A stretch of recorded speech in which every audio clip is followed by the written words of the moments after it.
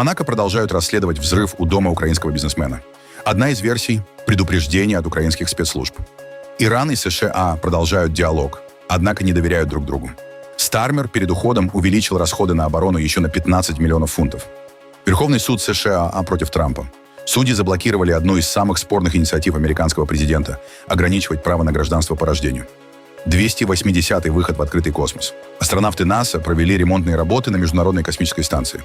Золотой орел Шрёдингера. Трамп публикует ИИ изображение Белого дома. А теперь об этом подробно и по делу. Это один день. Подпишитесь, поставьте лайк этому видео и оставьте свой комментарий. Заранее спасибо и начинаем.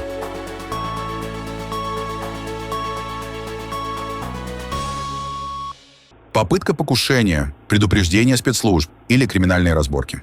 В Монако продолжают расследовать взрыв у дома украинского бизнесмена Вадима Ермолаева. Украинский МИД подтвердил, что при взрыве пострадали 3 человека, члены семьи украинского происхождения. Сейчас дипломаты выясняют, есть ли у них украинское гражданство, и поддерживают связь с полицией Монако и медиками. По данным следствия, неизвестный оставил у входа в жилой дом рюкзак со взрывным устройством и скрылся. Подозреваемого продолжают искать. Французская газета «Le Figaro» со ссылкой на источники пишет, что основной версией следствия сейчас считается возможная причастность СБУ. При этом, по информации издания, речь могла идти скорее о предупреждении, чем о попытке убийства. В то же время СМИ называют и другую возможную причину взрыва. По их данным, семья Ермолаевых фигурирует в расследовании международной сети мошеннических колл-центров, через которые у жителей европейских стран могли похитить более 100 миллионов евро. По этой версии, взрыв может быть связан с конфликтом вокруг этого криминального бизнеса. Тем временем мэр города Фрежюс, расположенного на Лазурном берегу, где почти половина населения, самые богатые выходцы с России и Украины, и который утверждает, что был знаком с Ермолаевым, вот так прокомментировал этот инцидент в своих соцсетях и в эфире французских телеканалов. Ужас после теракта, который произошел в Монако. Подобный уровень насилия в самом сердце княжества глубоко шокирует. Выражаю полную солидарность князю Альберу II, мэру Монако и всем жителям княжества. Согласно первым данным, целью нападения был украинский олигарх, который дистанцировался от Владимира Зеленского и киевского режима. Он получил ранение. Неужели киевский режим вышел из-под контроля, раз начал нападать на граждан, которые отказываются подчиняться его указаниям? Официально ни одна из версий взрыва в Монако пока не подтверждена. Расследование продолжается. Вице-президент США Джей Ди Венс в интервью The Michael Knowles Show заявил, что переговоры с Ираном остаются в активной фазе, и до окончательных решений еще далеко. По его словам, у Вашингтона остается много инструментов давления, чтобы гарантировать, что итог окажется благоприятным для Америки. Венс утверждает, что нынешний этап нельзя считать завершением. По его словам, дальнейшее развитие ситуации зависит от реакции Ирана. Он отметил, что ситуация вокруг Ормузского пролива постепенно стабилизируется. В отдельные дни объемы перевозки нефти уже достигают уровней, сопоставимых с периодом до войны, а цены на энергорынке снижаются. У всех есть желание сказать, что все закончилось. Или демократы, и, откровенно говоря, даже некоторые республиканцы говорят, это показывает, что Трамп дрогнул. А другие говорят, что все кончено, и иранцы говорят то-то и то-то. И я бы крайне скептически относился ко всему, что сейчас говорят. Но хорошая новость в том, что у нас есть администрация, у нас есть президент США, который постоянно пытается понять, как получить преимущество для американского народа. Я в конечном итоге твердо верю, что мы оглянемся на этот момент и скажем, мы пришли к хорошему результату. Это потребует большой работы, не только на переговорном направлении, но и на других направлениях тоже. На фоне переговорного процесса в Иране также продолжается подготовка к масштабным траурным церемониям по верховному лидеру Ирана Али Хаминеи. Они запланированы с 4 по 9 июля и пройдут сразу в нескольких городах Ирана и Ирака, включая Тегеран, Кум, Мешхед, а также Наджаф и Кербелу. Это событие формируется как крупное политико-религиозное мероприятие спустя месяцы после его гибели. Одновременно в Катаре продолжаются консультации посредников с участием США и Ирана. Обсуждаются условия дальнейших переговоров, а также вопросы региональной безопасности, включая ситуацию в Ливане. Процесс остается незавершенным. При этом стороны продолжают как дипломатические контакты, так и публичные заявления о возможных сценариях развития ситуации. Старший переговорщик Ирана Мохаммад Багир Галибаф заявил в интервью государственным СМИ, что Тегеран продолжает переговоры с США, но не считает Вашингтон надежным партнером и готов к любому развитию событий, включая военный сценарий. Галибаф подчеркнул, что Иран не откажется от права на обогащение урана и продолжит настаивать на снятии санкций, разморозке активов и выполнении условий меморандума с США. Он также заявил, что экспорт нефти после снятия части ограничений превысил 40 миллионов баррелей менее чем за 2 недели, что, по его словам, подтверждает эффективность давления и дипломатии одновременно. Отдельно он сообщил о договоренностях по созданию механизма деконфликта между Ираном, США и Ливаном, включая назначение представителей сторон. По его словам, обсуждается также роль Ирана в контроле морских услуг в районе Ормузского пролива, который он назвал ключевым инструментом влияния. В целом, это естественная часть происходящего. Это показывает, что мы настаиваем на выполнении договоренности. Мы одновременно ведем переговоры, и если другая сторона не выполняет условия, готовы к военному ответу и реагированию. Мы обязательно продолжаем действовать в рамках этого подхода. В дипломатической сфере мы продолжаем переговоры, стремясь реализовать 5 условий, которые должны быть либо выполнены немедленно, либо запущены в исполнение в рамках сроков, указанных в соглашении. Мы должны быть уверены, что реализация идет так, что к установленному времени все будет завершено. Это и есть работа на 2 уровнях – на поле и в дипломатии. Мы тщательно и круглосуточно отслеживаем каждый пункт, чтобы обеспечить его выполнение. Премьер-министр Израиля Биньямин Нетаньяху впервые после подписания рамочного соглашения с Ливаном посетил юг соседней страны, где встретился с военными. Он заявил, что израильская армия останется в так называемой зоне безопасности до тех пор, пока группировка Хезболла не будет полностью разоружена и перестанет представлять угрозу. По словам Нетаньяху, за время операции Израиль уничтожил большую часть ракетного арсенала Хезболлы и создал буферную зону на территории Ливана. Он также приказал военным немедленно реагировать на любые угрозы. Я приехал сюда вместе с министром обороны, заместителем начальника генерального штаба, начальником генштаба, вашими командирами, с которыми я уже поговорил, а также с командирами цахал и бригад. Я отдаю вам честь. Вы проделали здесь огромную работу. По сути, мы взяли иранскую ось и начали ее сокрушать. Мы нанесли удар по самому Ирану, во что никто не верил, и устранили экзистенциальную угрозу. Самым важным звеном иранской оси здесь была Хезболла. У нее было 150 тысяч ракет и реактивных снарядов, самая высокая концентрация такого вооружения на Земле. Сегодня у них осталось около 8%. Это все еще значительная сила, но уже не та, что прежде. В ходе ваших действий мы ликвидировали 9 тысяч террористов, в том числе сотни за последние недели. И, конечно, главное, что мы сделали, а именно этим вы занимаетесь здесь, это создание буферных зон. Зон безопасности не на нашей стороне границы, а на их стороне. Мы делаем это в Ливане. Мы сделали это и в Газе. Изменение самого подхода. Это означает, что мы не позволяем армии террористов находиться у нашей границы. Мы оттесняем их. Именно этим вы и занимаетесь. Мы уничтожаем все, что находится над землей и под землей, и что служило им средством нападения на нас.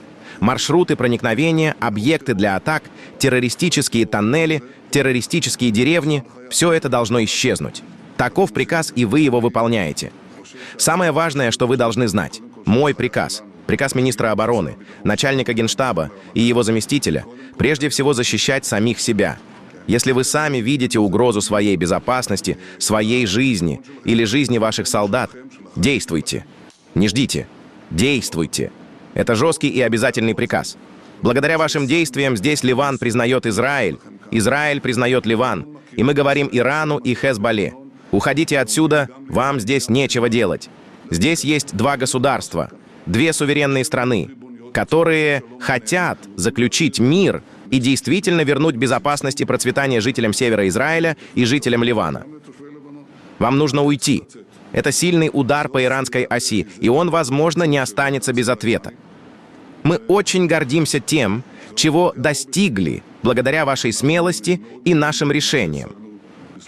Наша принципиальная позиция – мы не уйдем из Южного Ливана, пока угроза не будет устранена. Пока вооруженная Хезболла находится здесь и угрожает нам, мы останемся здесь. Ранее Израиль и Ливан при посредничестве США подписали рамочное соглашение о прекращении боевых действий. Однако документ предусматривает возможность сохранения израильского военного присутствия на юге Ливана, если Хезболла не выполнит условия о разоружении. Транспорт с техникой и оборудованием прибывает в зону логистической поддержки рядом с переходом Керем-Шалом на границе Израиля и сектора Газа. Эти кадры опубликовал Совет мира, организация, созданная по инициативе Дональда Трампа. В Совете заявляют, что логистическая зона готовится для будущих гуманитарных и восстановительных проектов в Газе. Идею создать Совет мира Трамп впервые представил в сентябре прошлого года как часть своего плана по завершению войны в Газе. Предполагалось, что структура будет координировать восстановление региона и собирать международное финансирование.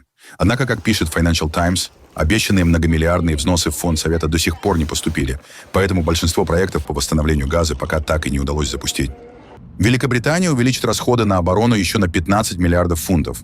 Премьер-министр Кир Стармер представил долгожданный план перевооружения страны, который предусматривает почти 80 миллиардов фунтов оборонных расходов ежегодно к 2029 году.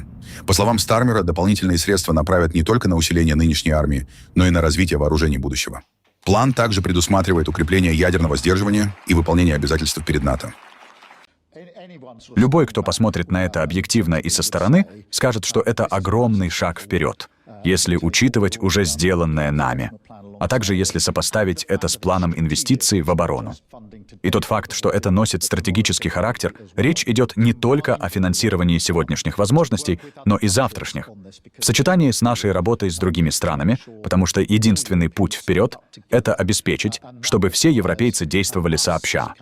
И это требует от нас, как страны, проявить лидерство, которое уже демонстрировалось в последние 2 года, а также иметь способность объединять и мобилизовать другие государства. Что касается будущего, я не сомневаюсь, что все правительства лейбористской партии сохранят первоочередную приверженность нашей обороне и безопасности. Лейбористские правительства всегда так поступали и всегда будут так поступать. И я абсолютно уверен, что это платформа, на которой мой преемник сможет строить дальнейшую работу. Я горжусь этим и сделаю все, что в моих силах, чтобы обеспечить упорядоченный переход, чтобы мы двигались от силы к силе. Именно к этому я и стремлюсь. Мы хотим, чтобы наши люди могли жить в мире, определяемом миром, стабильностью и верховенством закона. Но парадокс мира заключается в том, что когда мир вооружается, а агрессия растет, лучший способ избежать войны — готовиться к ней. Лучший способ защиты — это сдерживание, обладать силой, которая заставляет противников дважды подумать, прежде чем действовать. И именно это мы и обеспечиваем. Этот план отражает как реалии будущих войн, так и принципы, которые обеспечивали нашу безопасность на протяжении поколений. Мы укрепим наш ядерный сдерживающий потенциал и усилим НАТО. Я понимаю, что работы еще много, и мы взяли на себя обязательства перед нашими союзниками, так же, как они перед нами. И при этом правительстве это обещание будет выполнено. В прошлом году я приняла решение в интересах государства перераспределить часть расходов на помощь в пользу обороны и добиться крупнейшего увеличения оборонных расходов со времен окончания Холодной войны. Это было правильное решение, потому что мир изменился. Национальная безопасность — это экономическая безопасность. Сегодня мы дополнительно увеличиваем оборонные расходы. Еще 15 миллиардов фунтов за счет перераспределения средств внутри правительства.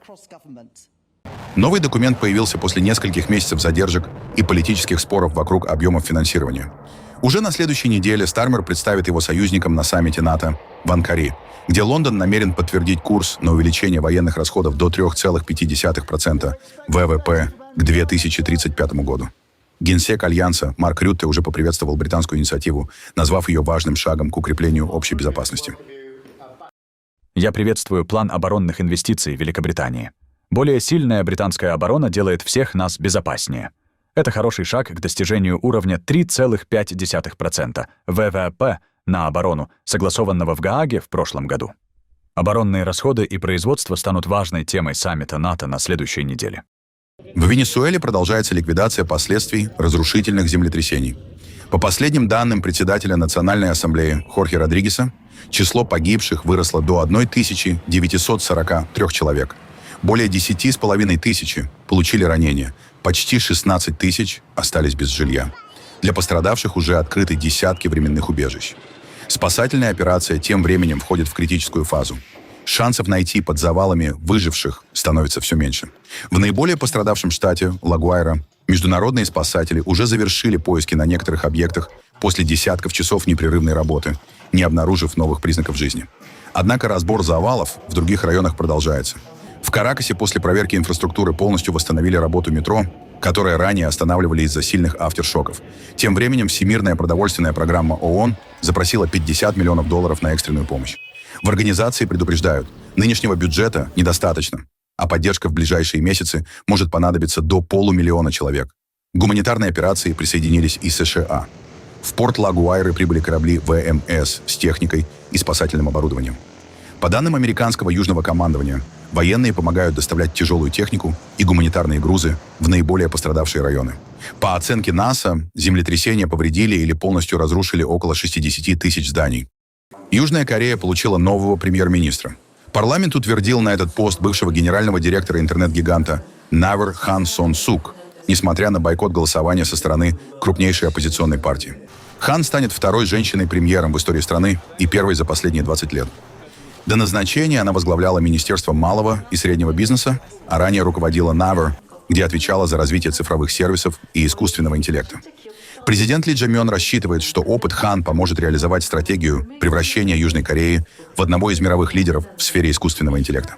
В правительстве она будет курировать продвижение ИИ-проектов и взаимодействие государства с технологическими компаниями. Во время парламентских слушаний оппозиция критиковала Хан из-за вопросов, связанных с недвижимостью и утечкой персональных данных. Однако правящая коалиция, имеющая большинство в парламенте, обеспечила ее утверждение. К исполнению обязанностей новый премьер приступит 1 июля. Мексика предложила продлить действие торгового соглашения между США, Мексикой и Канадой, USMCA, еще на 16 лет. Президент Клаудия Шейнбаум заявила, что соответствующий документ уже подписан. Канада также поддержала продление соглашения, теперь окончательное решение остается за Вашингтоном.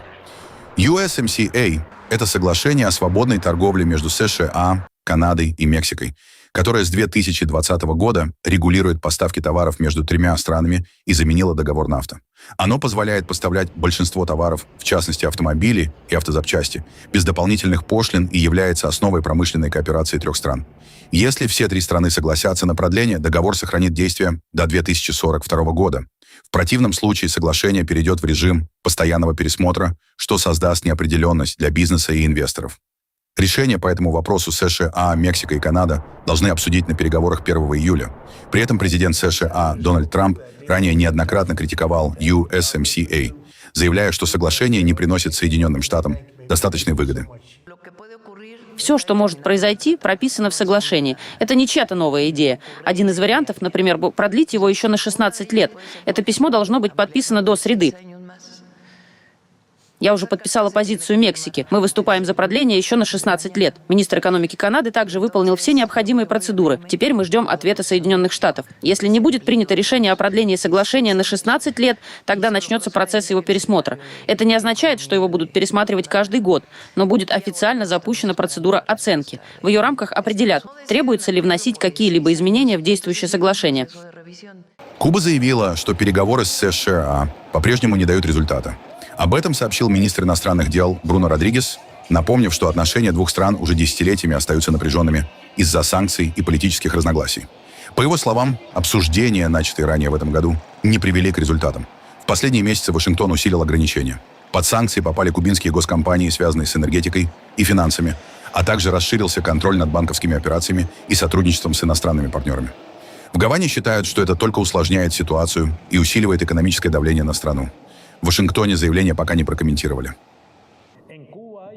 Переговоры между правительствами Кубы и Соединенных Штатов не демонстрируют никакого прогресса. Хорошо известно, и мы уже говорили об этом открыто и прозрачно, что поведение делегации правительства США, которое в целом остается уважительным во время этих переговоров, сопровождается постоянными агрессивными заявлениями в адрес Кубы, включая угрозы военной агрессии. На Кубе сложилась тяжелая гуманитарная ситуация, разрывающее сердце. Детская смертность удвоилась. Новорожденные погибают в результате этой экстремальной политики удушения нашего народа. Ожидаемая продолжительность жизни детей с онкологическими заболеваниями снизилась из-за нехватки медицинских устройств, технологий, оборудования и даже надлежащего лечения, которое нам недоступно. Но при этом сегодня на Кубе нет гуманитарного кризиса в том виде, как его описывают международные структуры и как он существует в других странах. Верховный суд США заблокировал одну из самых спорных инициатив Дональда Трампа. Судьи отказались ограничивать право на гражданство по рождению, закрепленное 14-й поправкой к Конституции. Решение поддержали 6 судей против 3. Речь идет об указе американского президента, подписанном им в январе 2025 года, вскоре после инаугурации. Документ предусматривал отказ в автоматическом гражданстве детям, рожденным в США, если их родители не являются гражданами или обладателями вида на жительство. Администрация Трампа объясняла инициативу борьбой с нелегальной миграцией и так называемым родильным туризмом. Однако суд постановил, что такой подход противоречит Конституции, а изменить действующий порядок может только внесение поправок в основной закон страны. Это уже второе крупное поражение Дональда Трампа в Верховном суде в этом году после отмены его масштабных импортных пошлин. После решения Верховного суда США сохранить право на гражданство по рождению Дональд Трамп призвал Конгресс отменить его через принятие нового закона. А еще в одном посте он неожиданно поздравил Китай и Си Цзиньпина, назвав это победой в вопросе гражданства по рождению, не пояснив, что именно имеет в виду. Верховный суд поддержал право на гражданство по рождению, что очень плохо для нашей страны. Но мы легко можем исправить это через Конгресс, приняв соответствующий закон при поддержке президента, что и было подтверждено в ходе этого процесса. Никакой долгой и сложной поправки к Конституции не требуется. Конгресс должен начать решение вопроса об отмене дорогостоящего и несправедливого для нашей страны права на гражданство по рождению уже сегодня. У них будет моя полная и безоговорочная поддержка. Президент Дональд Джей Трамп. Верховный суд США признал законными запреты на участие трансгендерных женщин в женских школьных и студенческих спортивных соревнованиях. 6 судей поддержали это решение, 3 выступили против. Поводом стали законы Айдахо и Западной Вирджинии, которые допускают к женским командам только спортсменов женского пола. Суд постановил, что такие ограничения основаны на биологическом поле, а не на гендерной идентичности, и поэтому не считаются дискриминацией. Это решение касается не только 2 штатов. Теперь на него смогут ссылаться и другие регионы США при принятии аналогичных законов. Президент США Дональд Трамп, который неоднократно выступал за такие ограничения, уже приветствовал вердикт, назвав его окончанием абсурдной ситуации. Суд решил, что штаты могут ограничивать участие в женском и девичьем спорте, допуская к соревнованиям только лиц женского биологического пола. Но он не постановил, что они обязаны это делать. Поэтому учреждения и штаты, которые уже выбрали такой подход, например, для школьного спорта, могут продолжать его применять. Однако суд также не рассматривал вопрос о том, обязаны ли штаты вводить такие ограничения.